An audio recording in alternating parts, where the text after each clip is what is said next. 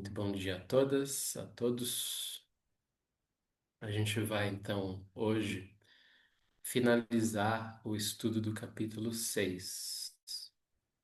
Tá? Se eu não me engano, restam apenas 3 versos, ok? Então a gente vai rever um pouquinho essa passagem que a gente estudou na aula passada, e aí a gente finaliza também os versos que faltam. Então lembrem que essa passagem que a gente acabou de estudar, ela é a pergunta do Arjuna, né, do que acontece, qual é o destino daquela pessoa que se dedicou um pouco ao caminho do yoga, mas não o suficiente a ponto de chegar no que seria assim a meta última, né, do yoga. Então, o que que acontece? Essa pessoa ela fica ali no meio do caminho, né, e fica por isso mesmo, né? Arjuna, inclusive, ele traz um tema que é muito interessante quando ele faz essa pergunta, né? Porque ele coloca assim que será que essa pessoa, por ela ter se interessado pelo caminho espiritual e ter de uma certa forma, né, se desinteressado um pouco de uma vida mais materialista, será que essa pessoa ela não corre o risco de ficar numa espécie de limbo, né, onde ela não consegue nem viver o desfrute da vida material e nem ainda saborear, né, o fruto da sua prática espiritual? Né? A Arjuna se faz essa pergunta, né? Será que ela não fica ali no meio do caminho, num limbo onde ela não vai colher nem uma coisa e nem outra? Né? É bem interessante essa pergunta. Eu queria começar comentando isso um pouquinho com vocês, porque isso expõe, né, um tema que é muito comum, muito presente na nossa forma de pensar, né, o que seria a vida material e a vida espiritual, que é a ideia da gente considerar essas duas coisas como se fossem opostas, antagônicas ou inconciliáveis. Uhum. Como se a escolha por uma representasse necessariamente a negação da outra. Vocês estão entendendo a questão? Né? Como se assim, ter uma vida material significa negar uma vida espiritual, né? Ter uma vida espiritual significaria negar uma vida material. A pergunta do Arjuna nos induz um pouquinho, ou nos provoca, né, dentro desse tema, porque é uma forma muito comum, como em geral a gente tende a pensar esse assunto, né? E acho que muitas vezes as religiões também contribuíram para acentuar essa separação, né, entre vida material e vida espiritual. E aqui é bem importante lembrar que a gente está falando de yoga, né? E o yoga ele é um processo muito gradativo e conciliatório. Uhum. Então, a gente está vendo aqui, dentro desse estudo, né, que sim, Krishna fala de um percurso de uma vida humana, né, onde essa vida ela começa talvez mais vinculada, mais interessada, né, no desfrute da matéria e vai culminar numa maturidade onde existe um interesse maior, uma busca maior pela realização do espírito. Né? Porém, o yoga pensa isso como um processo harmonioso, né? E não como um salto quântico, né? Onde você pula de uma coisa para outra, deixando a outra totalmente para trás. Né? Quando a gente pensa num salto, existe isso, né? Você pula de uma plataforma para outra. Mas quando a gente pensa numa caminhada, o que está acontecendo numa caminhada? Um pé está pisando numa base um pouquinho à frente, enquanto o outro pé continua pisando na base ali de trás. Né? Então, existe uma relação de cooperação entre essas duas bases, né? Sobre a qual eu caminho. Por isso, é bem importante a gente lembrar, né, que esse processo ele é um processo gradativo. Quando a gente estudou lá no início antes da gente entrar no texto da Bhagavad Gita, eu apresentei para vocês alguns temas da filosofia védica. Lembra que a gente falou sobre os quatro Purusharthas, que são os quatro objetivos da vida humana, né? Então ali tinha o Dharma, que é eu desenvolver uma boa relação, né, com os diferentes papéis que eu vou desempenhando ao longo da minha vida. Existe o Artha, né, que é o desejo e mesmo a necessidade que a gente tem de fazer determinados tipos de conquistas que são materiais, né, de poder usufruir dos recursos materiais da vida. Existe o Kama, né, que é justamente o prazer, o lazer, a nossa experiência de desfrutar das coisas da vida. E existe moksha, que é a busca por essa realização espiritual última, né? Então, esses quatro propósitos, eles devem estar em harmonia.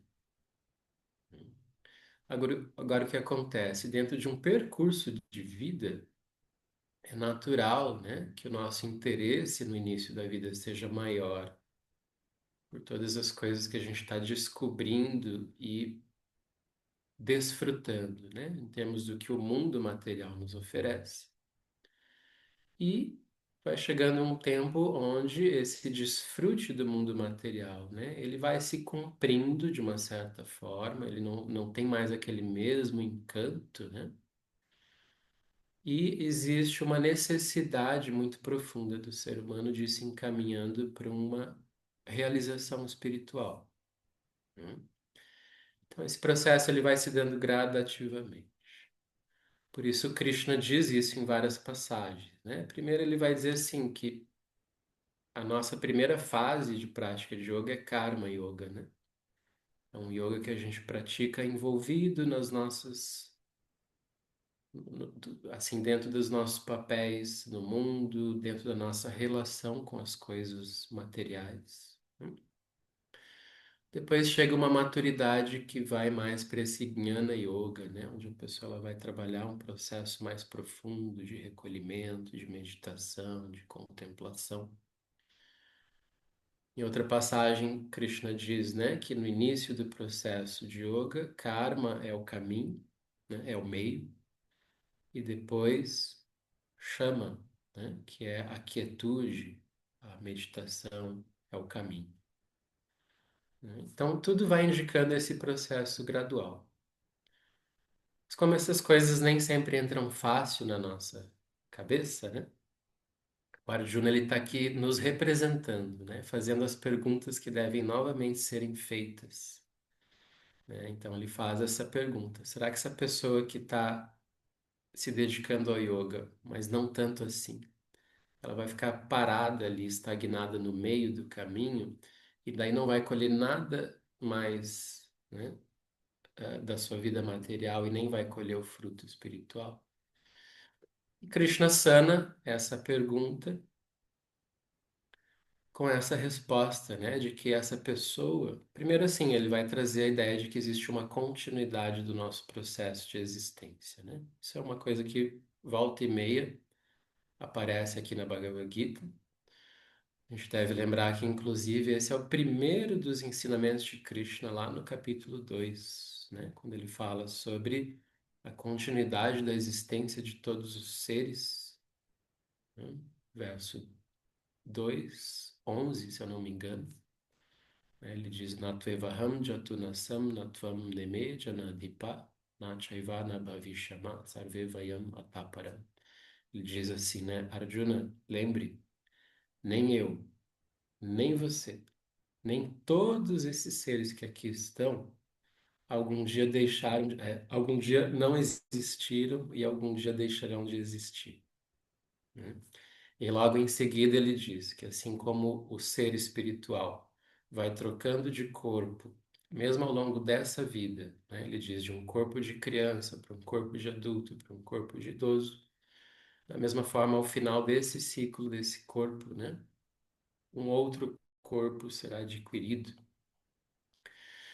E aqui novamente Krishna ele faz alusão a esse processo, né, da continuidade da existência, dizendo que esse yogi, ao completar essa vida que ele teve, né, ele primeiro ele vai desfrutar dos seus punyas, tá, que são seus méritos adquiridos pelas suas boas ações nessa vida. Então Krishna ele diz que existe esse desfrute, né, dessas conquistas ou desses méritos, né, que uma pessoa obtém pelas boas ações. Esse desfrute, ele não é um desfrute espiritual, tá? Ele é considerado, na visão védica, ainda um tipo de desfrute material. Essa pessoa ela vai estar ali vivendo num plano um pouco mais sutil, né, do que esse, mas ainda dentro do que a gente considera a dimensão material, gozando, né, desses punyas, desses méritos, das suas boas ações. Depois de desfrutar disso, ele volta, né, para ter a sua continuidade numa vida humana, e nessa vida humana ele vai se reconectar naturalmente, espontaneamente, com o seu caminho espiritual e vai dar continuidade a esse caminho do ponto onde ele parou. Essa foi a resposta de Krishna, né? Ou seja, a resposta ela concilia as duas coisas. Ele diz que essa pessoa tanto vai desfrutar da parte material que lhe compete, quanto essa pessoa ela vai continuar o seu caminho espiritual do ponto onde ela parou. Ok? Então vamos continuar agora com os versos.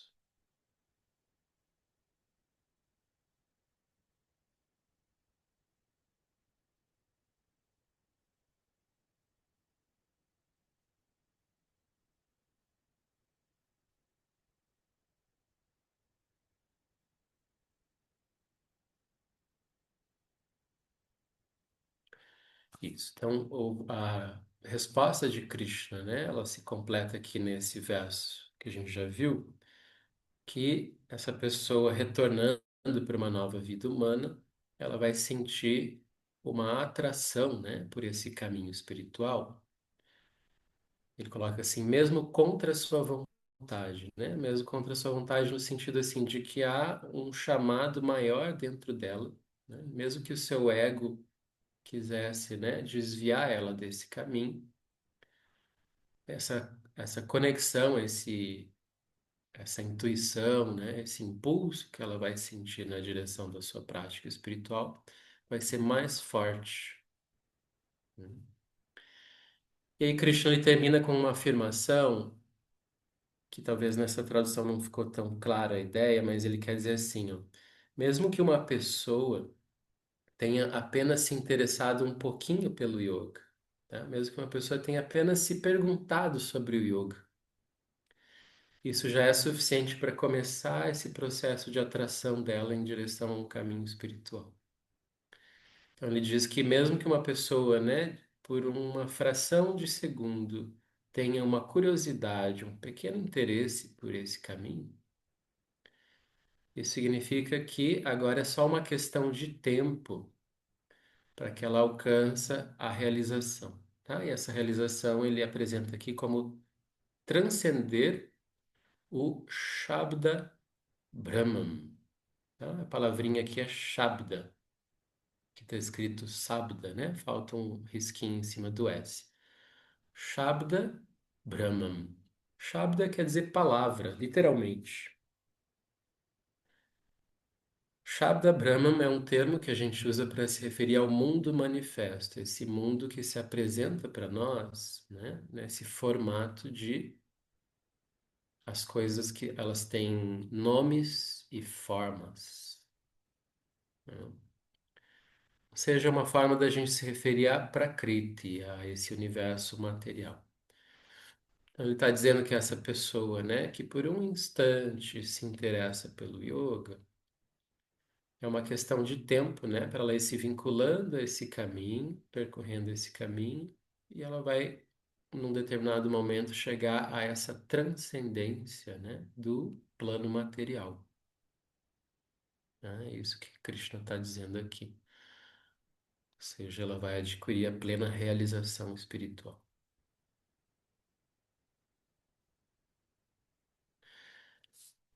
E aí então Krishna volta, né, dizendo assim, então diferente dessa pessoa que apenas se interessou um pouquinho, né, ele volta dizendo assim que esse yogi que ele estava descrevendo, né, que já foi e voltou algumas vezes, ele quando ele chega nesse ponto realmente, né, de maturidade do seu caminho espiritual,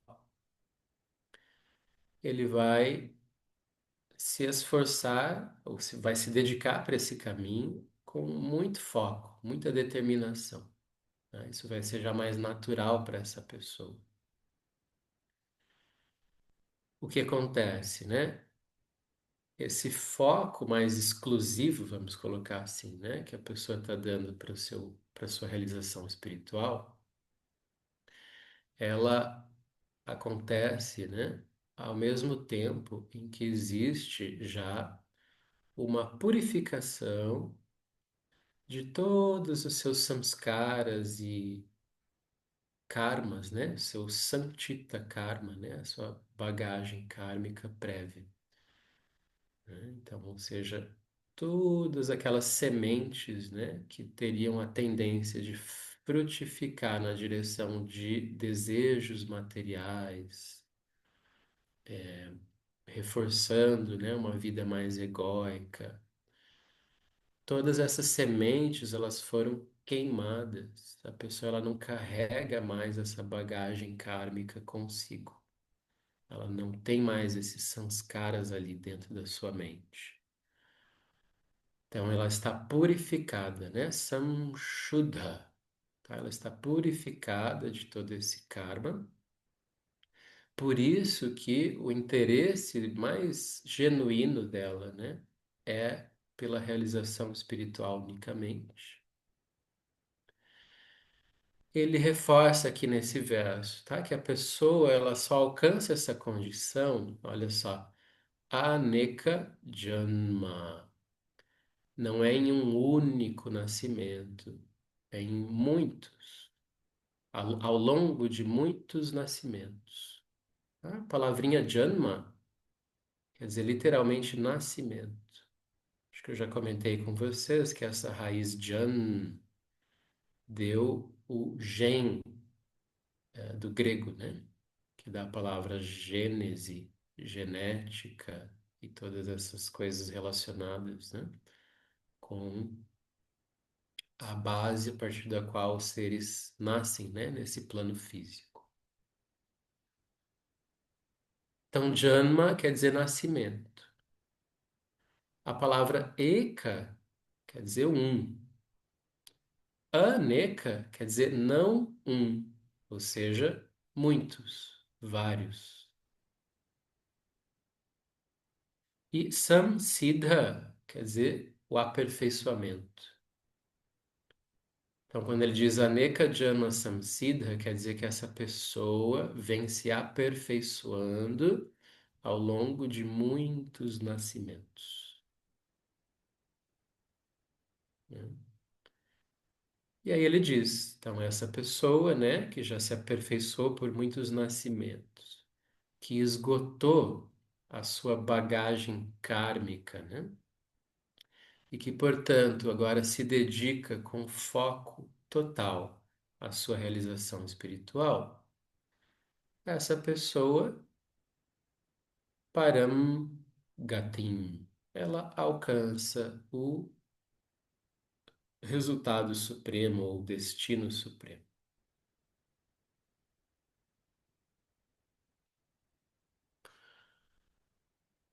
Verso 46.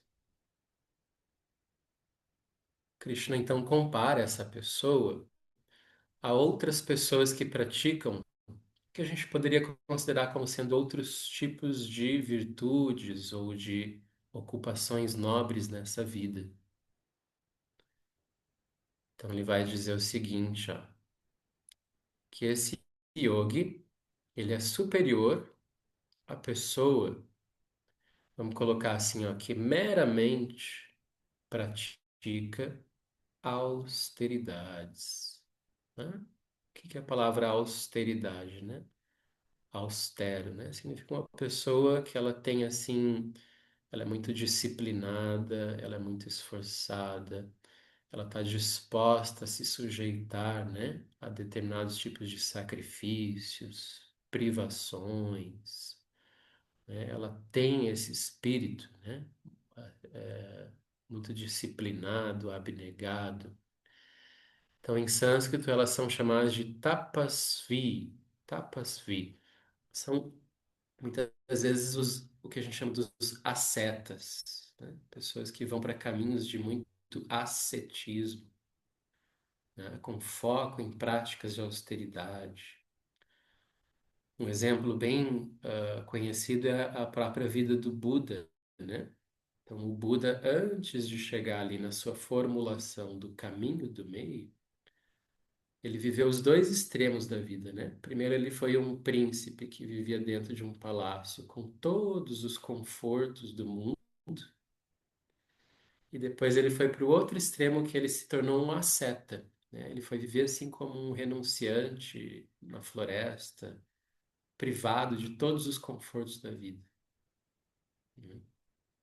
E depois desses dois extremos, ele encontrou o caminho do meio, né? Então, o tapasvi são esses ascetas, são essas pessoas que vão por um caminho de muita austeridade, né? Elas acham que a austeridade é o grande tema da vida. Aí ele segue dizendo, tá? Que esse yogi também é superior às pessoas dotadas de conhecimento. Então, aqui agora é um outro personagem que é meramente o Jnani. Jnani. São as pessoas cultas, intelectuais, né, estudiosas. Então, assim como existem essas pessoas que acreditam, né, que a austeridade é o grande tema da vida, existem outras pessoas que se focam simplesmente em cultura, erudição, né, e consideram que a erudição é o grande tema da vida. Aí Krishna segue dizendo: esse yogi, ele também é superior aos que praticam rituais, tá? Então aqui daí é a figura do Karmi, tá? O Karmi é um outro personagem dentro da cultura védica. Ele é assim aquele que se dedica muito aos rituais, às práticas litúrgicas, às formalidades religiosas, né? Então ele está muito apegado a esse lado.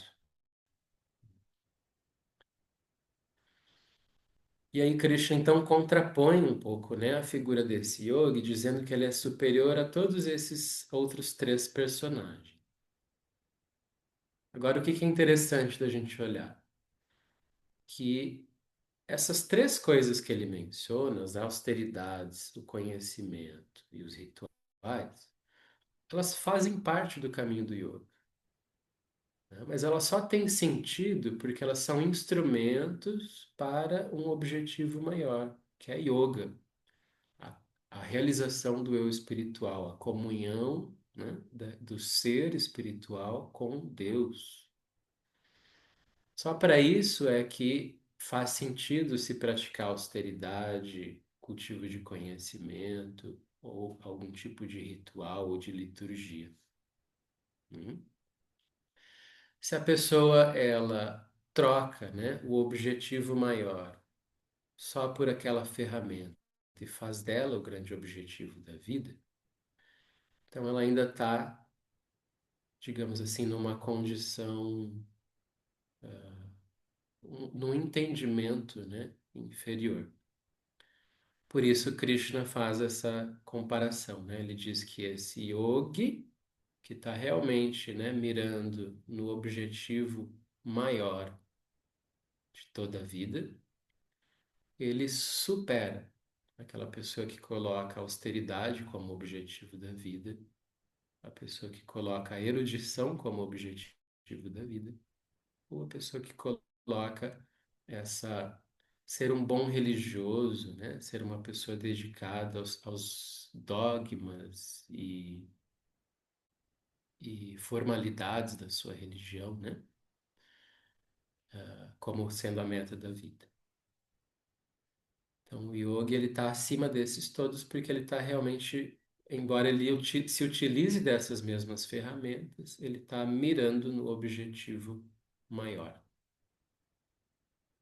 E aí, Krishna então conclui essa frase dizendo: portanto, seja um yogi, Arjuna. Né? Então, Tasmat Yogi Bhava Arjuna. Tá? Esse Bhava, né, quer dizer, seja, torne-se um yogi. E, e aí, para concluir o verso, esse agora é o último, 47. Para concluir o verso, não, né? Para concluir o capítulo. Então, o verso 47, Krishna, ele, nesse finalzinho desse capítulo, tá? Ele já vai conectar o que é a síntese de todos esses primeiros capítulos, que é esse torne-se um yogi, né? Com o que vai vir em seguida, os próximos capítulos da Bhagavad Gita, que, como eu havia explicado para vocês lá atrás, entram agora num novo tema, que é Bhakti, a devoção. Né? Lembra que eu falei lá no início, né? Isso é uma coisa muito enfatizada aqui por Ramanuja, que é o nosso comentador da Bhagavad Gita, que todos esses ensinamentos desses 6 primeiros capítulos é para a realização do eu espiritual.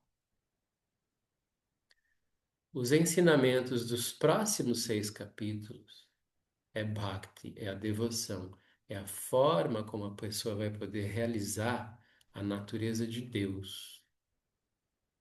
Tá? Então, existe essa diferença entre meramente a realização do seu eu espiritual e a realização da natureza de Deus, né? Deus no sentido maior, no sentido absoluto. Então, Krishna ele faz essa ponte agora, né? Entre essas duas realizações. Ele está aqui já anunciando o tema que é Bhakti Yoga, dizendo assim que a pessoa, né? Ou o yogi, né? Que me adora com fé, cujo eu espiritual interior está absorto em mim, eu o considero como o maior de todos os yogis. Tá? Então, essa é a última fala de Krishna aqui. Então, ele diz assim, ó, Yoginam api sarvesham. Lembra que sarva quer dizer tudo, né? Todo. Então, sarvesham quer dizer assim, de todos os yogis, madgatenantaratmana, aquele cujo eu, Atma, né? Seu eu interior, Antaratma, Madgataha, né? Está absorto em mim. Ele que Shradhavam Bhajate, que me adora com fé, né? Bhaj quer dizer que me adora, né? Shradhavam quer dizer cheio de fé, cheio de confiança. Aí ele diz, Sa meyukta Uttama Mataha. Este é considerado por mim Uttama, o maior de todos. Tá? Então, essa é a finalização aqui do capítulo 6. Certo, gente?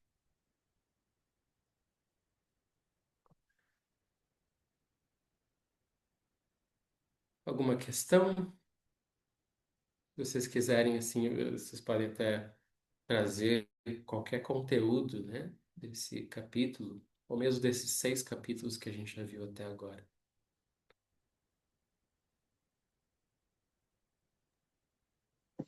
Marcos, eu estava aqui pensando até as coisas que eu já estudei fora do yoga. A gente precisa do conhecimento, né? Tem que ter essa base toda, porque senão a gente formula uma ideia errada a respeito das coisas, né? Se você não tem um conhecimento bem direcionado, você vai acabar formulando conceitos equivocados. Conceitos equivocados vai te levar a ações equivocadas, né? E só que o Bhakti, ele não tem a ver só com conceitos. Você precisa ter um conceito para você ter a sua disciplina, saber aquilo que você quer e o caminho, né? Através do qual você vai conseguir. Só que o Bhakti, ele tem a ver com assim, mais com a parte do coração, né? Ele é devocional e devoção não é mental, né? Sim. É bem importante olhar a sequência, né? O Bhakti, ele só pode ser praticado de uma forma segura, esclarecida, quando esse processo do conhecimento foi bem trabalhado, né? Assim, que se não vira aquilo que as pessoas falam, como que é aquela pessoa que é muito, ela De tem aquela religião fanatismo. dele. Isso, vira fanatismo. Você vê que o estudo, ele é importante, mas a devoção, seja uma oração, é, aí o yoga, ele traz os mantras, né? O Japamala, e eles estão juntos, né? Sim. É como se fossem duas asas, né? O conhecimento, um conhecimento baseado numa doutrina que tenha assim um fundamento que você realmente possa ver que aquilo ali faz sentido, né? Não é algo que alguém inventou na semana passada e está trazendo uma teoria nova, né? Que a gente tem muito hoje isso, né? Muitas teorias. Isso faz com que muitas pessoas se percam nessa busca, né? Só que as pessoas, como o Krishna fala, se um dia você buscou o yoga, você vai acabar chegando no yoga, né? Eu Uhum. achei muito interessante. Mas o que eu percebi assim é que realmente, e quando a gente vai muito para esse estudo, para essa busca, para essa erudição, a tua coisa que fica muito mental, né? E Uhum. aí é que precisa ter a prática do Japamala, dos mantras, para a questão do coração, né? Para não ficar só na mente, Sim, exatamente. só no corpo. É Tem importante. gente que fica só no corpo, né? Tem outros que já foram, tem o corpo, mas tem a mente, já reconhecem duas situações, né? Duas partes de si, e a gente se conseguir reconhecer essa outra parte, a gente vai ter a mente, o corpo, a mente e a parte devocional. Isso. Somos um É trio. uma integração, né, que deve acontecer entre todos Isso. essas esferas do ser humano. Aí, é claro, a maneira como isso vai Uhum. se equilibrando, se compondo, né, é uma forma individual também. Então, uma pessoa que está ali sob uma orientação, ela vai aos poucos recebendo, né, a ênfase pode ser dada mais para uma coisa ou mais para outra. É natural que o caminho ele comece por aquilo que a pessoa tem já como mais espontâneo nela, né? Então, uma pessoa muito intelectual, ela vai se interessar mais pela parte intelectual do caminho. Uma pessoa que ela é muito realmente coração, sentimento, ela já vai assim ser conquistada rapidamente pela parte devocional do caminho. É sempre importante que a pessoa vá daí amadurecendo também o outro aspecto, né? Então, uma pessoa muito intelectual, ela tem que realmente conseguir conectar, como você disse, com o coração. A pessoa que é muito coração, ela precisa desenvolver um pouco mais essa base de reflexão, né? E assim o caminho ele vai se equilibrando, né? Bem essa ideia mesmo, como asas que precisam ir batendo coordenadas, né? Para que o voo aconteça, A né? cabecinha tem que estar lá, sabendo para onde é para ir, né? É muito interessante. Uhum. Alguém mais gostaria de contribuir?